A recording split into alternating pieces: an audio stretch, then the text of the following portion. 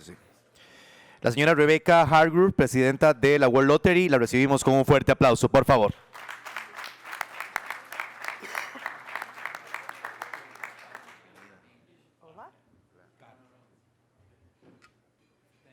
Señor John Teo, director ejecutivo de APLA.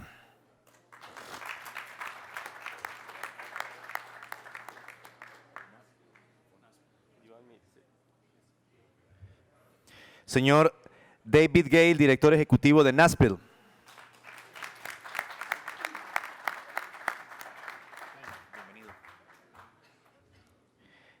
Y el señor Luis Gama Hernández, presidente de CIBELAE.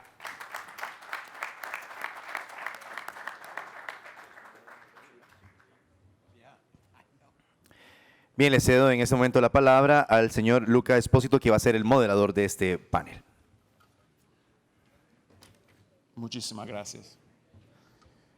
Buenas tardes. Yo sé, es el último panel. Una media hora y terminamos. Ahora voy a hablar en inglés por los panelistas que tenemos. First of all, I would like to thank you, CIBELAE, the team that has organized this great event. So Rodrigo, Sandra, and definitely Luis for having us here. So thank you very much. I think it's a great opportunity to share among all of your region, the ideas that we have globally at WLA, but also regionally that can come from the US and also from Asia. So thanks for this opportunity.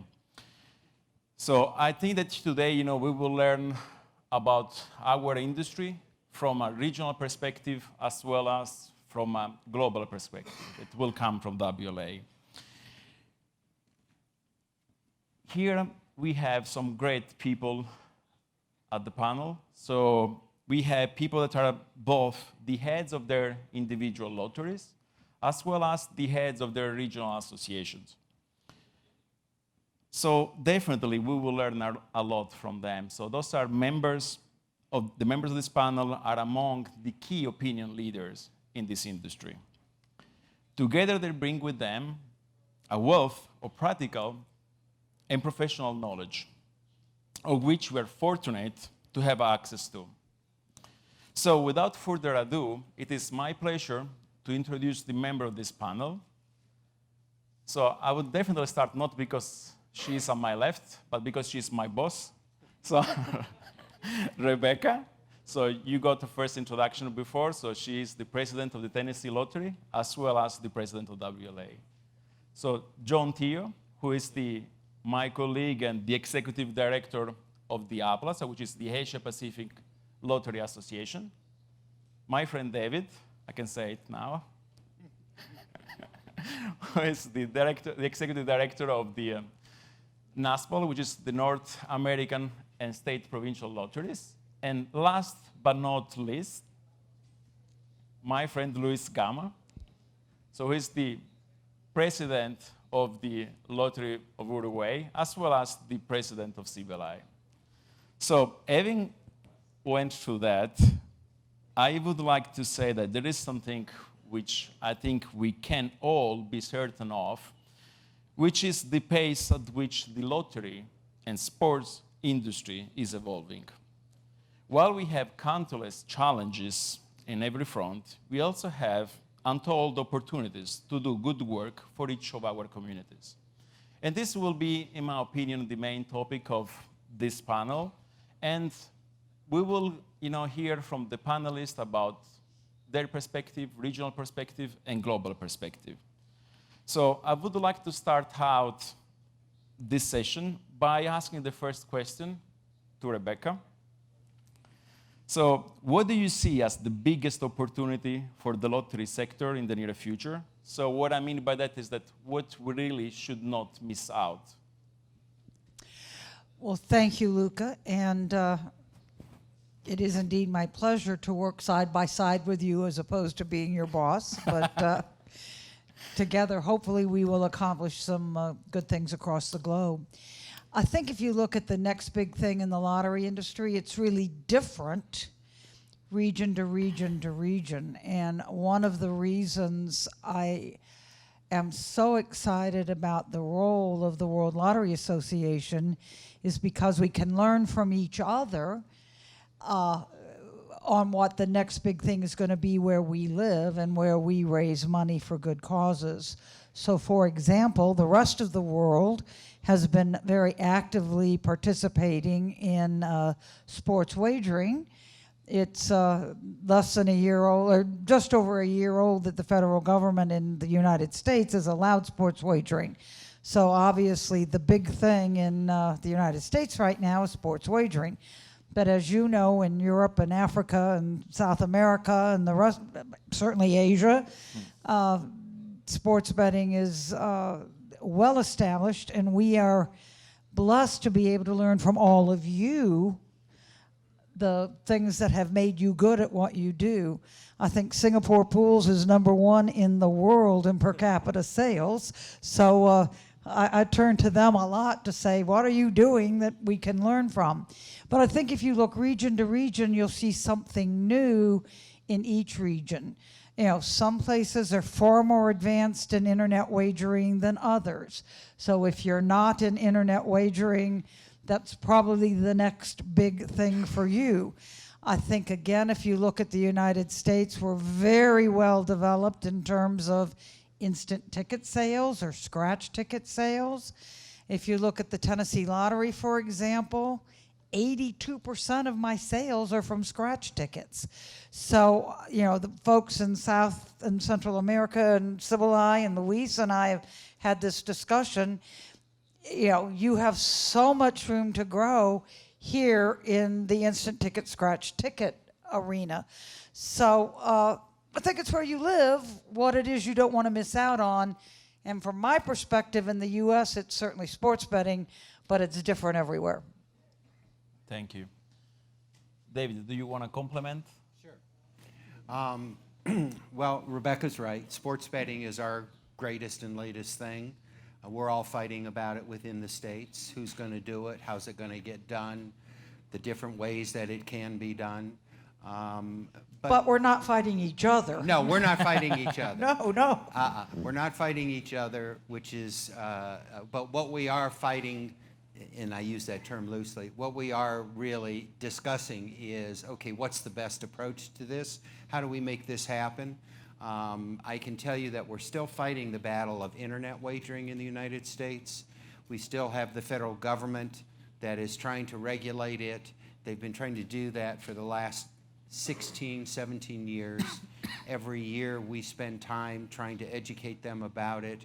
But for me, that's probably one of the biggest issues that we have to get resolved, because if we can't offer our games on the internet, then we can't be competitive and we can't capture the emerging market. And so to me, sports betting is great, but it seems to have a life of its own, if you will. But internet, we have got to resolve that in the United States. And just to give everybody an update, there was a lawsuit that was filed by the New Hampshire Lottery, and the judge ruled that he would put a stay on the Department of Justice starting to regulate within 60 days of their announcement. That's been extended now through spring of next year, and we're just waiting for it to work its way up to the courts, through the court system, and I firmly believe that it probably will make it to the Supreme Court. I think it's that kind of an issue for us, because it's a constitutional issue in the United States. Thank you. John, do you want to bring your view on this? Yes, first thank you to CIBELAE for inviting me here as a representative of APLA. Maybe just quickly introduction of APLA, if you don't mind. Yeah, the APLA was formed actually in 2000, just about under 20 years. Huh? So we have a couple of big so-called members. The key members are from the north, will be China. Huh? There are 2 Chinese lotteries, very big lotteries. Then further south, we have Japan and Korea. These are also important members. Then we have the Hong Kong Jockey Club. They do horse racing plus lottery plus sports. You know? Then all the way down south in Asia, we have the other key members, Australia and New Zealand. So they are part of Asia Pacific. Then in the middle somewhere, we have Southeast Asia, like Singapore, Malaysia, Thailand, Philippines, and of course, not to forget India. No? India is also another big player. Although in India, not all states are lottery states. Out of the 37 states in India, only 9 of them are lottery so-called states where lottery is legalized. The rest of the states, there's no legal lottery. And of course, not forgetting, we also have our friend Thierry here. French Polynesia also is part of APLA. Huh? Yes. So APLA now has reached a stage whereby internally, as in a regional body, we have recently restructured ourselves, put a new structure whereby we became a company. So we have moved from association to an incorporated company. So this took place just about less than a year ago. And it's now a company, what they call limited by guarantee.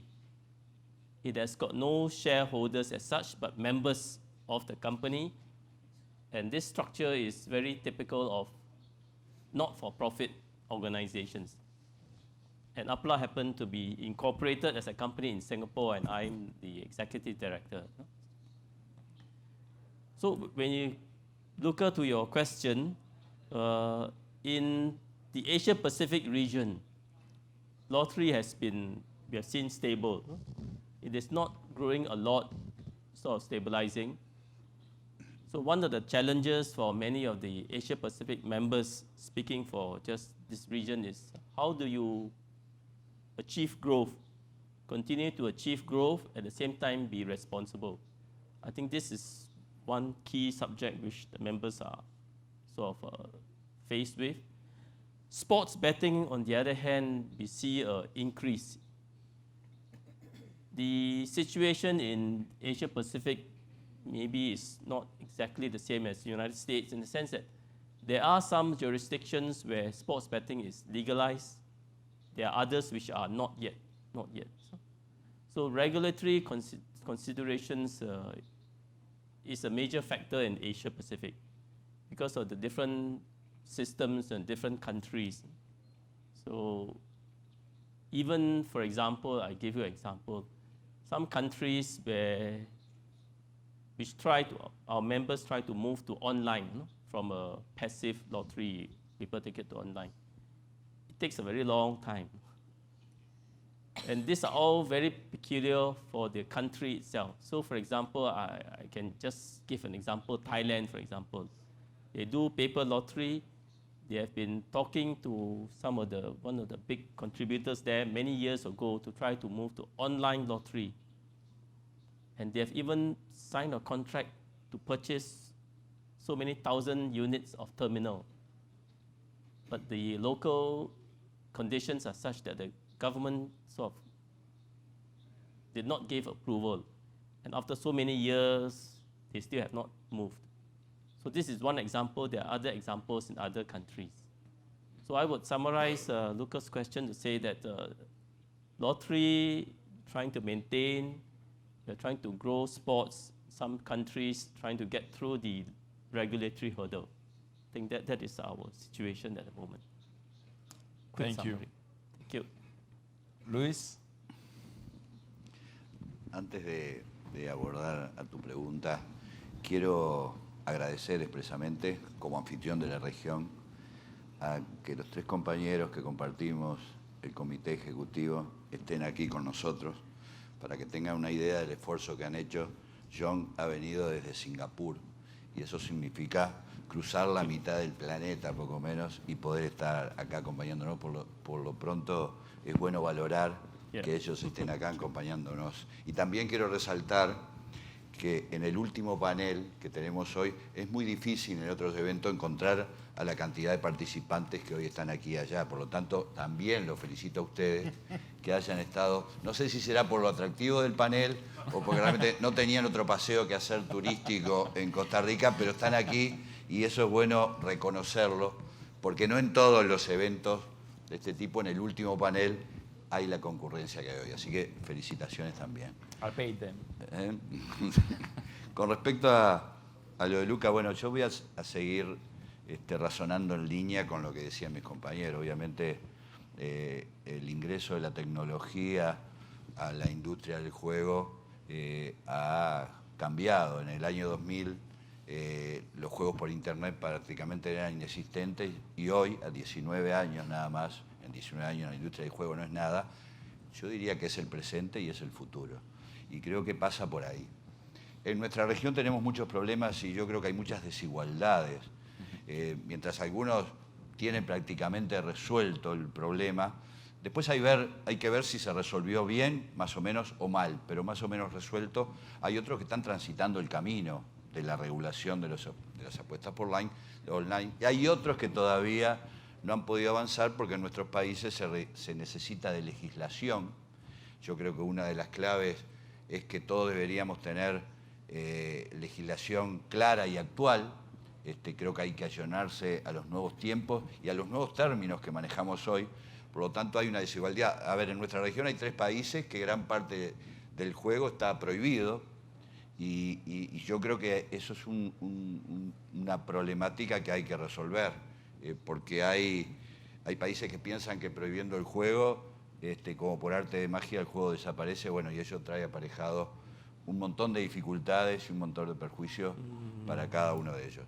Por lo tanto, yo creo que la región está en una etapa de avanzar. Necesitamos, como dice el título del evento, construir alianzas. Eso me parece que es importante. Aprender del que ha ido avanzado más en esto, aprender de lo que le ha resultado bien y aprender y tomar nota de lo que le ha resultado mal. Yo creo que pasa por ahí, pasa por el tema de resolver adecuadamente los juegos por internet. Obviamente hablamos de apuesta deportiva porque son el 70% prácticamente de los juegos por internet, pero no hay que olvidarse de la globalidad y de todos los juegos por internet. Sí, las apuestas deportivas, coincidimos, es de lo que requiere más atención. Pero me parece que pasa por ahí y va mi respuesta en línea a lo que han hablado los compañeros, que bueno, que ese es el problema que tenemos que encarar en todo el mundo, no solo en nuestra región. Muchas gracias. So I think that we understand the various challenges that there are in the various regions. I mean, there are regions that are a little bit more homogeneous and others like, Luis and also Asia, but even Europe, it's quite difficult to say that there is a common approach and there is only one big opportunity that we need to pursue. But something I would like to ask you, and probably we can start with Luis, is that what is the biggest threat that you see in your region? Because personally, I see certain threats that can be across the board, but probably you might have something that is specific in your region. Luis. La mayor amenaza es resolver mal o regular mal. Me parece que ahí está el problema, porque si nosotros no regulamos adecuadamente, podemos obviamente generar menores recursos, podemos fomentar la ilegalidad. A veces tomamos resoluciones de tipo impositivo, donde asfixiamos al que está operando legalmente y eso hace que corramos riesgo.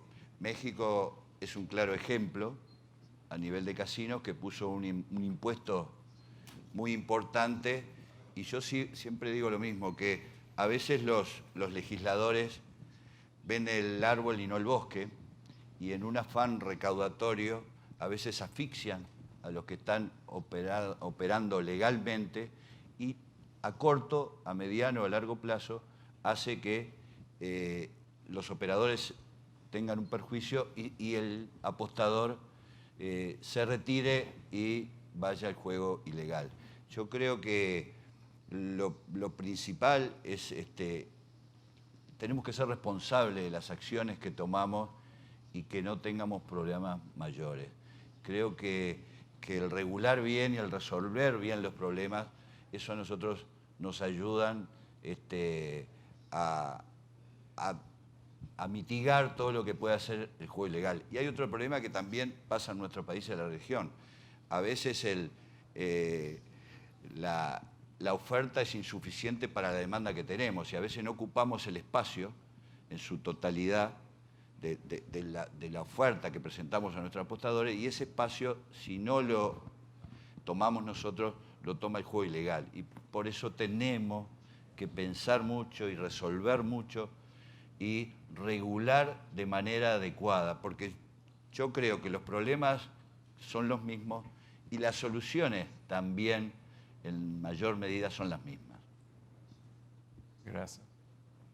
David, you want to complement? Yeah, I totally agree with your comments. I think in the United States, the illegal gambling market is probably one of our biggest threats that we have to deal with.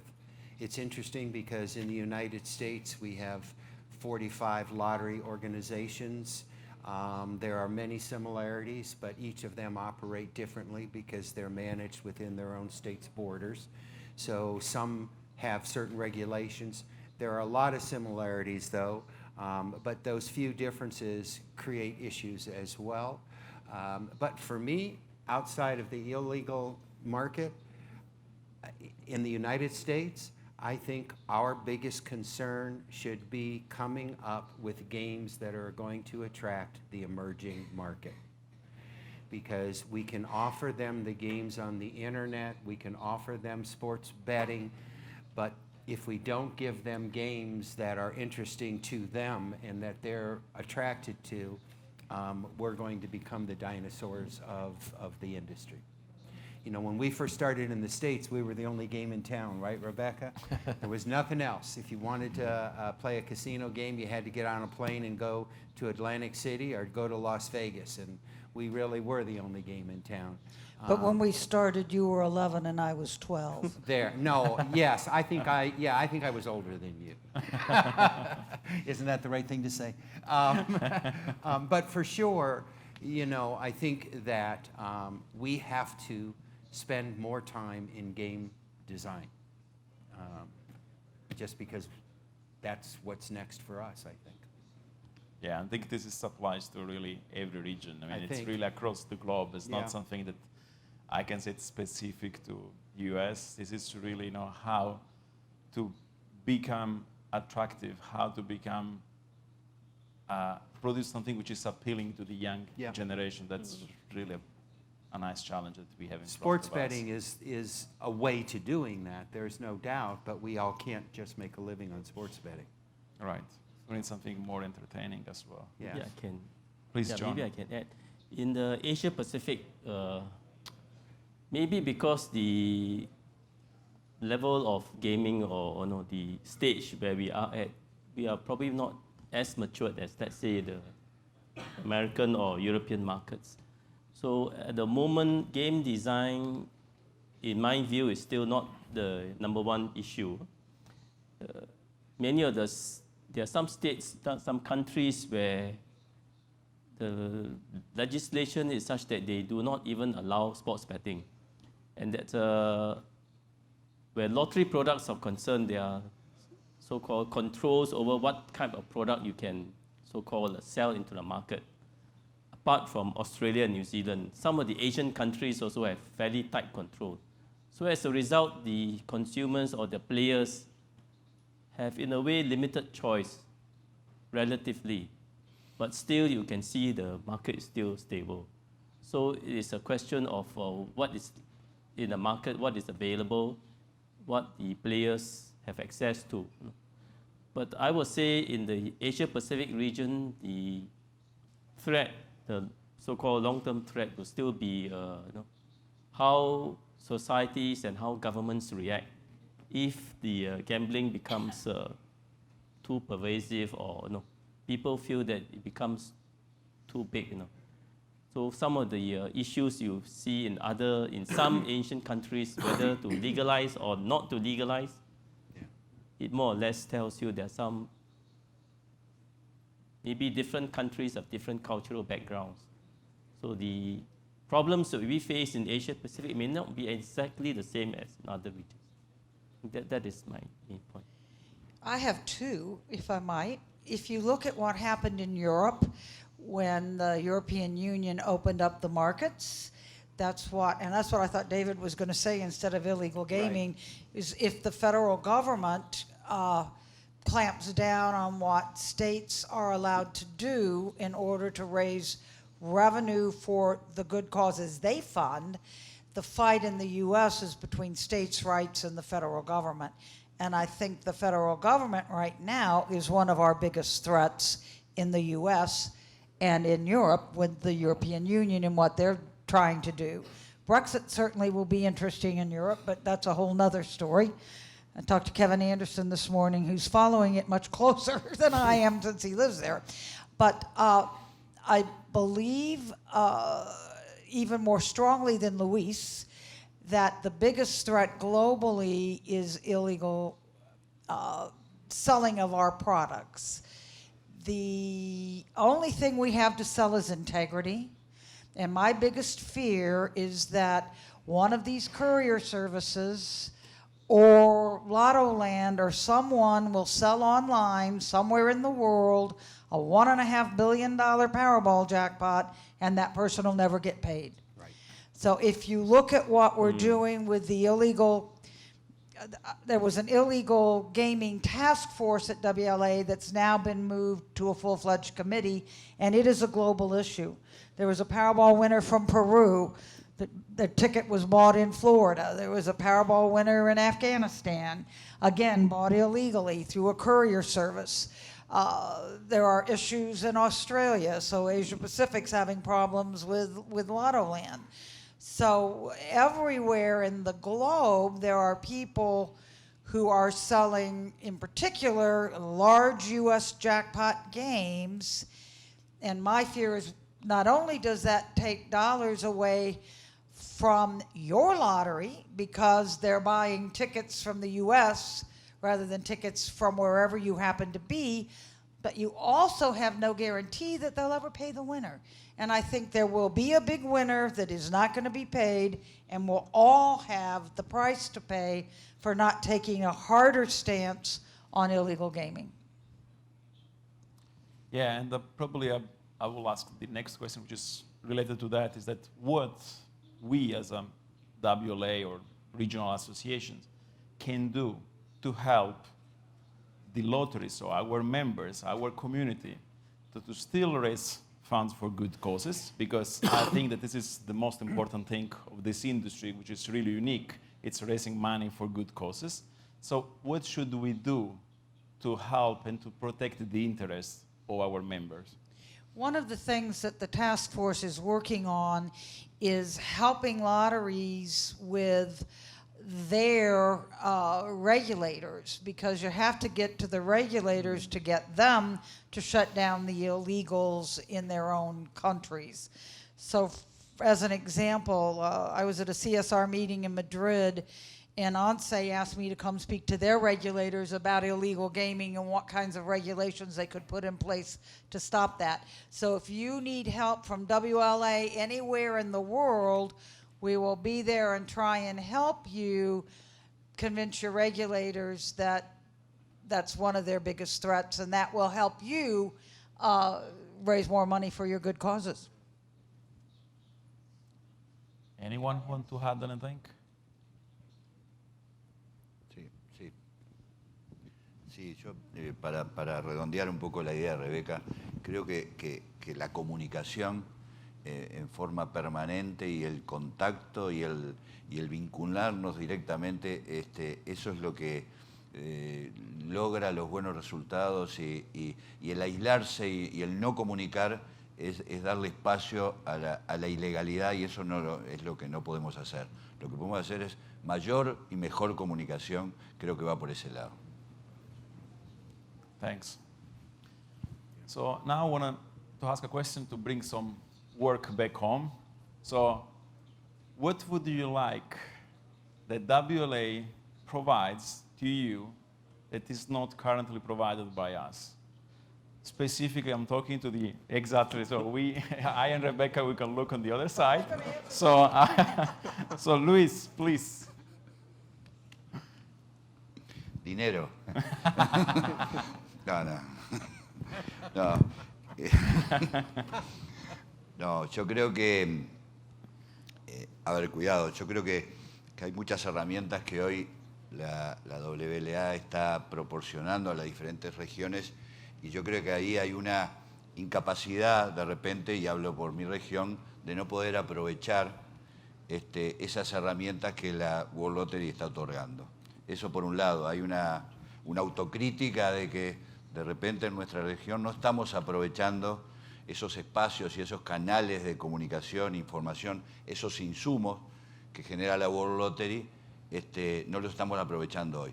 Pero yo creo que hay que seguir avanzando a nivel regional.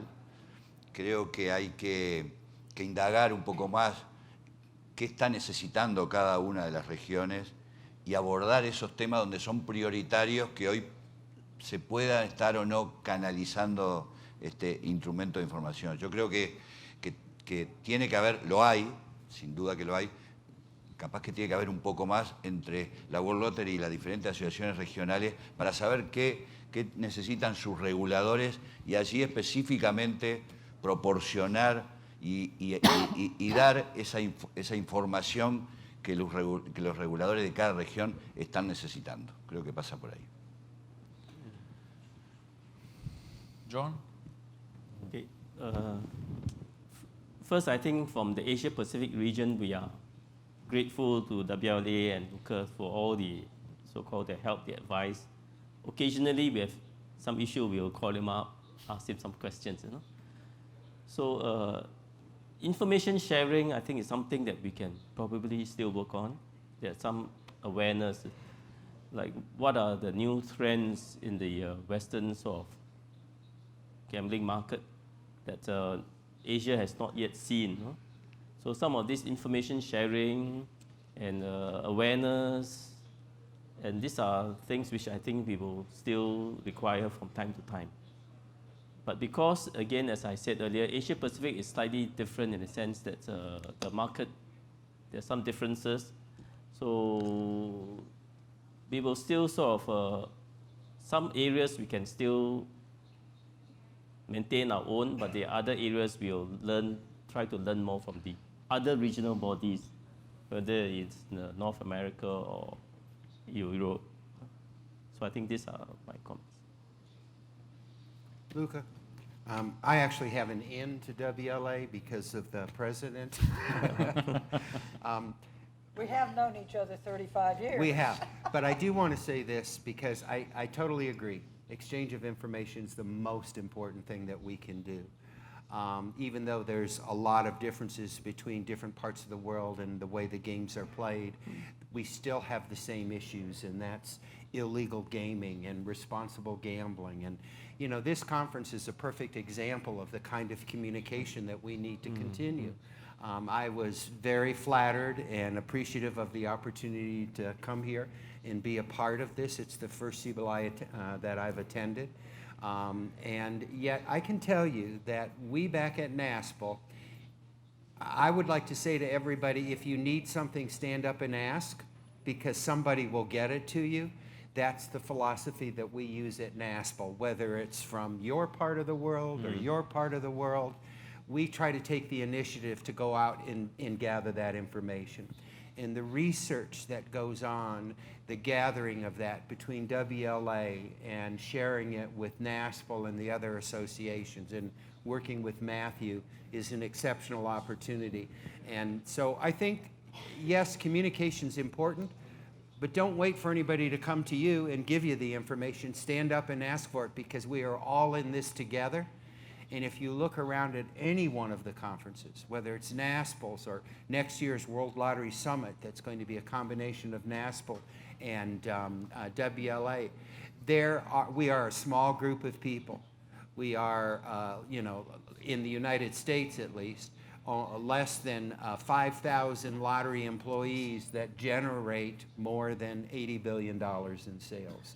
And those of us like Rebecca and myself who have been here a while, we've kind of gone through this process of it being accepted and what isn't being accepted, and we're still fighting the same battles because Rebecca's right in DC, because the federal government is probably our biggest obstacle.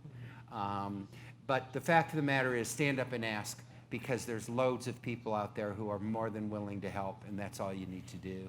Give me a call, give Rebecca a call, give any of these gentlemen a call. Stand up on a mountaintop and just yell, somebody will hear you. Yeah, I can witness that. Right. I can witness that because, Yeah. that's what I did when I joined the WLA, Yes. right? I called you and I asked Exactly. you, right? So Yeah. I can definitely witness that. So thanks for not giving me work. Thank you. It's fine. But I would like to add something, is that really this is part of the mission of WLA, so really to play this integrating role. And even from an information sharing perspective, we're trying to improve constantly. And that's also the mission of our committees, so that we tend to have people from all continents, Right. so that we can understand the realities that you have locally and globally, and try to bridge those gaps. So definitely, yes. No, go ahead. I just want to add something when you're finished. So definitely, there is a lot of improvements that we have in front of us, but that's really the mission that we have, and that's what we're trying to achieve with the committees that we have created just less than a year ago. And to add to that, not only is there information sharing, but it's important that we learn from each other, because any day that you don't learn something is a day that you've wasted. And I promise you, you can learn something from any lottery anywhere in the world. And it may be how they've done something wrong and how you prevent doing the same thing wrong. But more often than not, it will probably be something they've done innovative that you want to learn from and try and do the same thing yourself. But, some places in the world are stronger in marketing, some places in the world are stronger in technology, some places in the world are stronger in how they deal with their retailer base. But you can learn something from everybody. So I would encourage all of you to participate not only in CIBELAE, but also in WLA, and certainly come to Vancouver, and you'll be amazed at how much you can learn from people from all over the world. Yeah, and that's definitely, Vancouver, as you both mentioned. I think that it will be, I hope, really the expression of this joint work between NASPL and WLA, without, mentioning the great work and support that we get from the Austin Lottery, so BCLC. So I think that really by working together, we can achieve more. Yep. And we hope that we can all see that next year in Vancouver. Luca, I'd like to make a comment just on what Rebecca said. It's easy for us to talk about all of our successes, right? But we seem to go behind closed doors or into the bathrooms when we talk about our failures. And we have had many failures in this industry around the world. I think it's important that we continue to talk about those as well. Just as important that we talk about what's not working as it is to talk about what is working. And so that your comment is very well taken. We can learn something from every lottery anywhere in the world. So following the answer to the previous questions, it is clear that we can all learn a great deal from each other.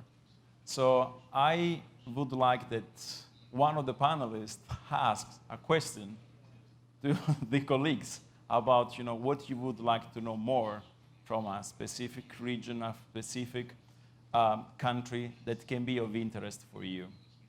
I don't know who wants to start. I can, there's a lot I'd like to know.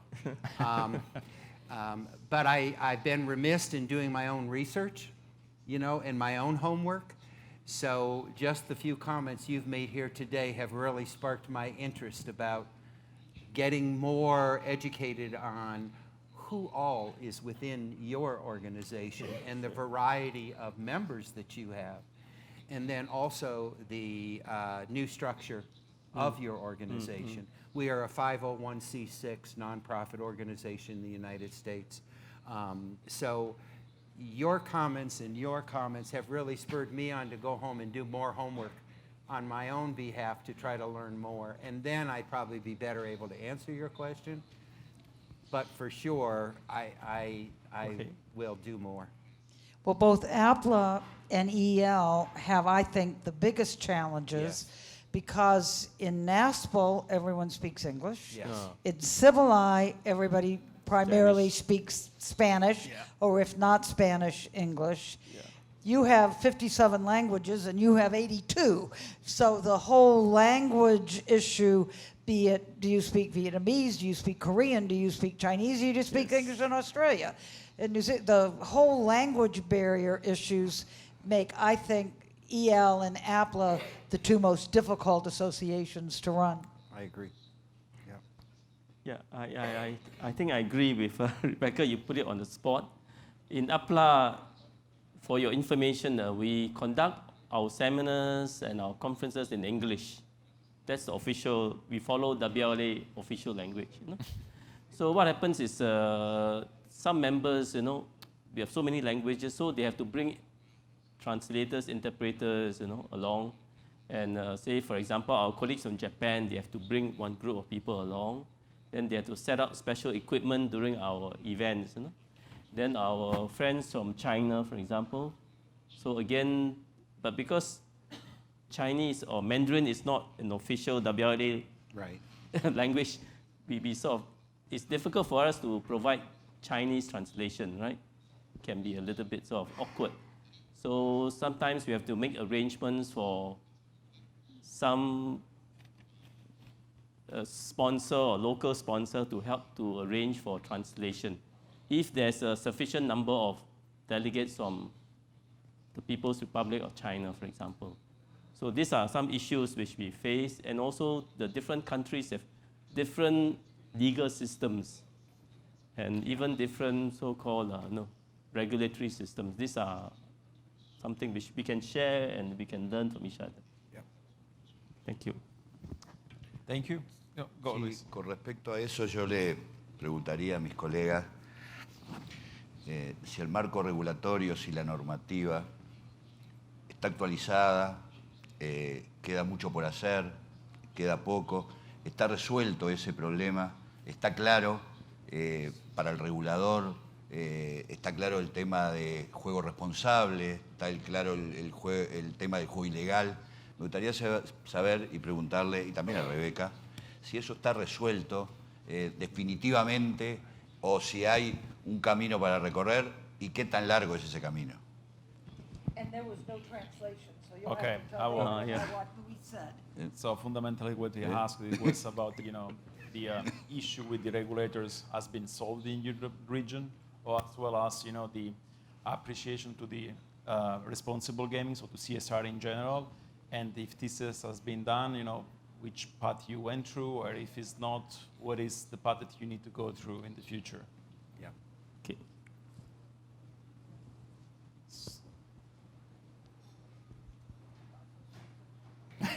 A los tres. Che, We'll talk later.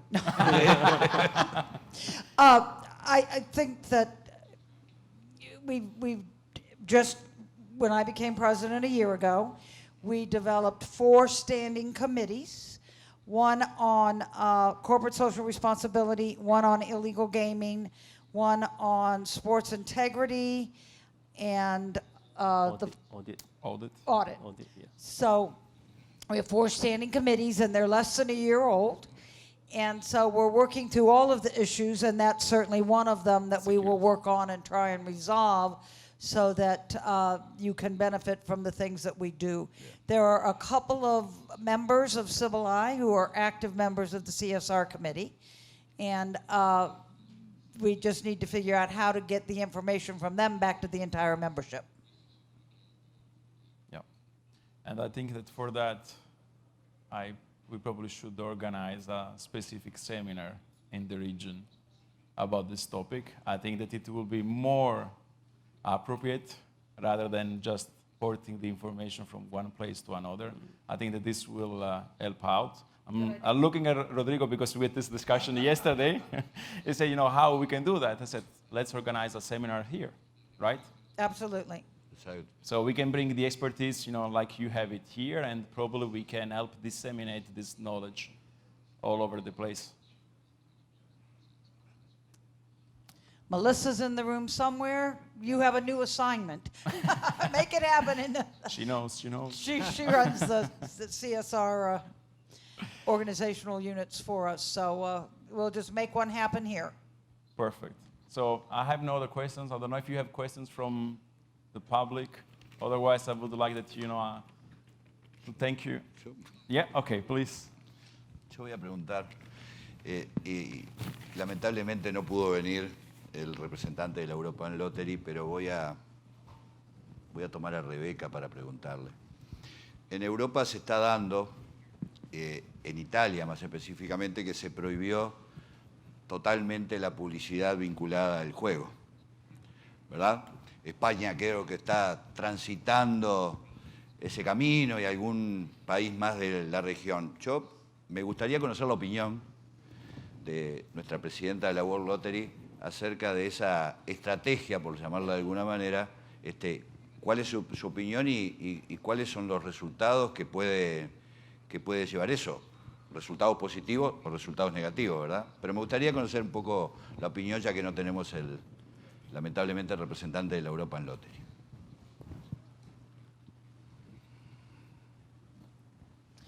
Well, I think if banning advertising was a fabulous idea, Coca-Cola would do it. Somehow they missed that banning advertising was a good idea. So you always have regulators, and in particular in the United States, what we would call our state governments, who think, well, if you don't advertise, that would mean 10 million or 20 million or whatever it is your ad budget is will go straight to the bottom line, not realizing that they'll lose 60 million in the results that happen. And Nashville has done some studies, and I think it's available on their website. So Nashville certainly looked at, in the U.S., what happens when you cut advertising, and it's had a very negative impact, not a positive impact on sales. Missouri, I think, did the same thing. Just did it. And, the legislature cut their budget. Sales went down so quickly, they added it, they gave it back to them, but it's taken them longer to get the sales back than it did. Now, in terms of Europe, and Luca, you may be able to help me a little bit on this. I think one of the issues also in Italy, and we had a discussion about this, is they made them put on the back of the tickets and on the front of every ticket a message, and it was in Italian, so you'll have to help me with what it said, but it's like buying a lottery ticket could kill you or something. I mean, it's crazy. Exactly like this, on the cigarettes, they want to put the same message, which was almost 2 times the size of the game. So the message was saying that this game can be addictive. It can, at the end of the day, affect your health. So that was the message. But one of the issues that happened is their sales didn't go down. Yeah. But they didn't grow as quickly as they had been growing. So sometimes it's hard when you look at that research to say, well, you cut the advertising and you still grew by 2%. Yes, but the rest of the country grew at 12%. So, it's tough to make that case. But certainly you can go to Nashville and get some of the research that's been done in the U.S. on that. And I don't know if Europe has any. Yeah, and definitely, we can get the analysis from Italy, from Lottomatica, because it's also what Fabio, who's part of our ExCo, is able to provide. And they said already last time when there was the issue with Florida, I believe. So I think that we can make this available. But like Rebecca said, there was no impact on sales. If you look at this on the first instance, then, as she correctly pointed out, is that, okay, the game grew, but, the growth probably could have been better growth, right? So that's something that still is under analysis. But definitely, the players didn't change his behavior. I think that this is the message, right? So the players who want to buy the ticket bought the ticket. Luca, in the state of Florida, they passed legislation, but the governor refused to sign the bill. for that. Basically, it's not that we don't want messages on there because we're doing that all the time anyways. It was the size, the amount of the space that they wanted the message to take on the ticket and on every point of sale. It depended upon the size, but it was to take 20% of the real estate. But that's a perfect example of some of the things that WLA can do Exactly. to assist in jurisdictions. Yes. I wrote a letter, Nashville wrote a letter Exactly. to the governor saying, please veto this bill because this is the impact it'll have. So if there's an instance somewhere here that we can write a letter, I'll sign it, Luca, I mean, whoever you want, that will, with hard facts that say this will hurt you. So if we can help you anywhere in the world, we will provide the information, not only provide it, but sign it and put our reputation on the line that this is what will happen in your jurisdiction. Perfect. Yeah. Rebecca, can I just give you a point of information there about the Italian tickets?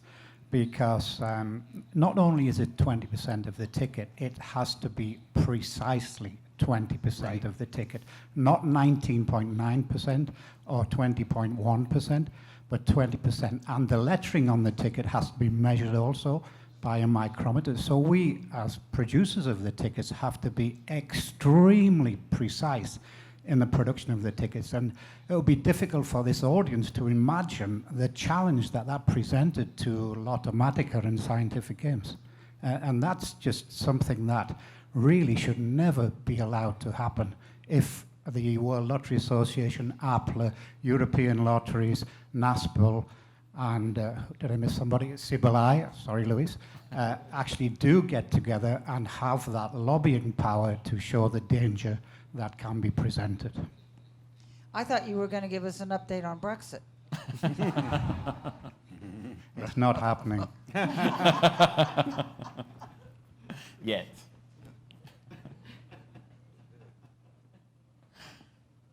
Any other question? I would like to just make one comment, and I'd like to thank Luis and all of the people at CIBELAE for the warm welcome and the fabulous Congress. This is the third one I've been to, David. I was in Mendoza and in Panama. And it has just been a wonderful opportunity for us to come and share with all of you. So thank you for all that you've done for us.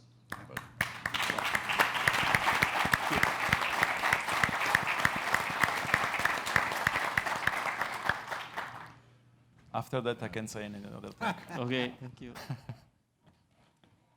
Thank you. Thank you very much. Thanks, everyone.